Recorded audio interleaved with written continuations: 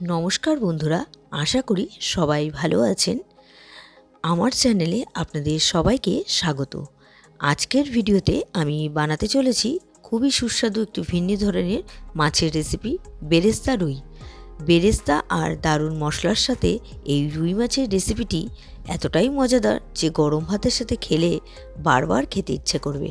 তাহলে চলুন দেরি না করে শুরু করা যাক আজকের স্পেশাল রেসিপি বেরেস্তা রুই।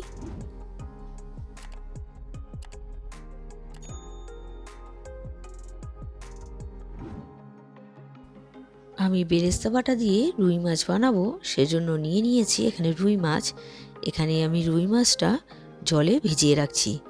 তার মধ্যে আমি দিয়ে দিব নুন, লেবুর রস আর দিয়ে দেবো আদা আর রসুন বাটা।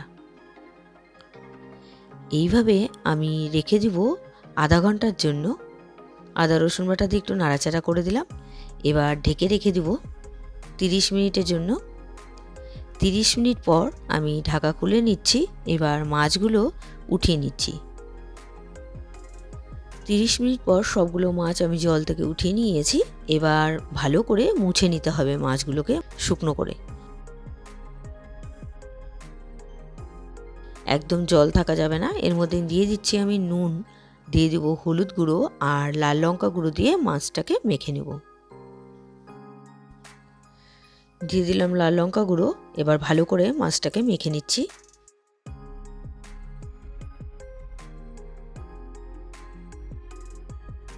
কড়াই বসিয়ে দিয়েছি। কড়াইতে দিয়ে দিলাম সর্ষের তেল। এবার তেল গরম হয়ে গিয়েছে। একে একে মাছগুলো আমি ভেজে নিচ্ছি। এক পাশটা ভেজে নেওয়া হয়ে গিয়েছে, আর এক পাশটা উল্টে দিচ্ছি। মানে দুপাশটাই আমি খুব ভালো করে মাছটা ভেজে নিচ্ছি। দুপাশটাই আমি খুব ভালো করে মাছ ভেজে নিলাম। এবার নামিয়ে নিলাম। একইভাবে বাকি মাছগুলো আমি ভেজে নিয়েছি। এখানে আমি পেঁয়াজ নিয়েছি। এখানে 3টে বড় সাইজের পেঁয়াজ আছে। আমি বেরেস্তা বানিয়ে নেব। ওই তেলেই, মানে মাছ ভাজার তেলেই আমি পেঁয়াজ দিয়ে দিলাম, পেঁয়াজ কুচিটা দিয়ে দিলাম।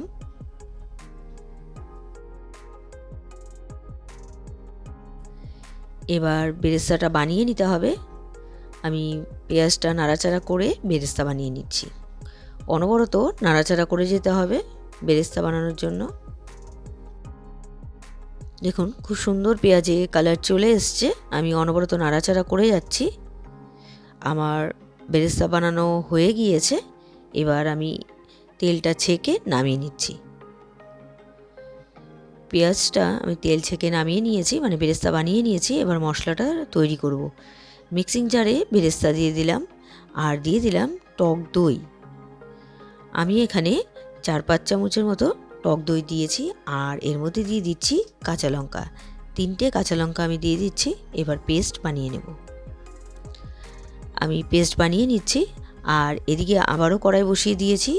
ওই তেলেই আমি ফোড়ন হিসেবে দিয়ে দিলাম গোটা গরম মশলা আর দিয়ে দিলাম শুকনো লঙ্কা।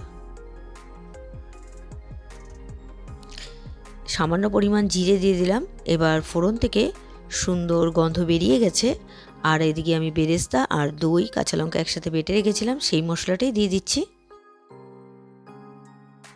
এবার মশলাটাকে ভালো করে কষিয়ে নিতে হবে। মশলাটা কড়াইতে দেওয়ার সময় অবশ্যই কিন্তু গ্যাসের ফ্লেমটা মিডিয়াম টু লোতে রাখতে হবে, যেহেতু এর মধ্যে দই আছে সেই কারণে। আর দিয়ে দিলাম মশলার বাটি ধোয়া জল। এবার এর মধ্যে দিয়ে দিচ্ছি আমি নুন আর দিয়ে দিব রেগুলারে কিছু গুঁড়ো মশলা। প্রথমেই দিয়ে দিলাম হলুদ গুঁড়ো। এবার দিয়ে দেবো এর মধ্যে জিরে গুঁড়ো, ধনে গুঁড়ো, লাল লঙ্কা গুঁড়ো আর কাশ্মীরি লঙ্কার গুঁড়ো দিয়ে খুব ভালো করে মশলাটাকে কষিয়ে নেব। মশলাটা কষা হচ্ছে, এদিকে আমি আদা রসুন বেটে ভেজে নিয়েছি, সেটাই দিয়ে দেব। এটা 1 চামচের মতো দিলাম আমি। আদা রসুন মানে বেটে নিয়ে ভেজে দিলে কাঁচা গন্ধটাও থাকে না, আর খেতেও কিন্তু ভালো লাগে।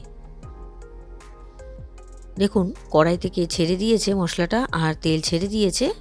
এবার আমি এর মধ্যে দিয়ে দিলাম জল। খুব বেশি জল আমি এখানে ব্যবহার করলাম না, মানে গ্রেভি আন্দাজে জলটা ব্যবহার করতে হবে। দেখুন গ্রেভিটা ফুটতে শুরু করে দিয়েছে। এবার ভেজে রাখা রুই মাছের পিসগুলো আমি দিয়ে দিই। রুই মাছের পিসগুলো দিয়ে আমি একটু নাড়াচাড়া করে দিয়েছি। আর দেখুন অনেকটাই গ্রেভি শুকিয়ে এসছে। দেখুন গ্রেভিটা অনেকটাই কমে গিয়েছে আর রান্নাটা আমার হয়ে গেছে। এবার নামানোর আগে আমি বেরেস্তা দিয়ে দিচ্ছি। আমি যে প্রথমেই বেরেস্তা বানিয়ে রেখেছিলাম সেই বেরেস্তাটাই অল্প বাঁচিয়ে রেখেছি, সেটাই গ্যাসটা অফ করে দিলাম আর 2 মিনিট ঢেকে দিলাম স্ট্যান্ডিং টাইমে রেখে, তারপর আমি সার্ভ করছি। তৈরি হয়ে গেল আজকের রেসিপি বেরেস্তা রুই। আজকের এই বেরেস্তা রুই রেসিপিটি আপনাদের কেমন লেগেছে অবশ্যই কমেন্ট করে জানাবেন।